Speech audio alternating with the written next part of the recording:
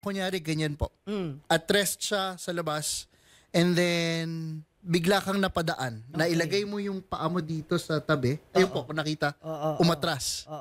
So, possible na ma-mistake nila for prey or pagkain. Okay. So, bigla silang nabubuhay or nagigising sila.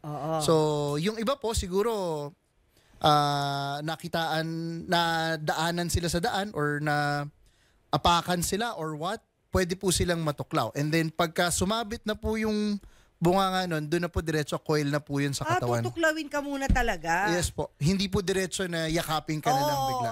Kaya pag natuklaw, doon ka na hindi makakalakad. Opo. Lalo kapag yung biglang pulupot na kagad sa katawan. Tuklaw, tas pulupot. Ganun. Opo. Ganun kabilis. Mabilis po. And also at the same time, kung ganun po kalaki na kayang sumubo ng tao, hundreds of kilograms of force ang ano.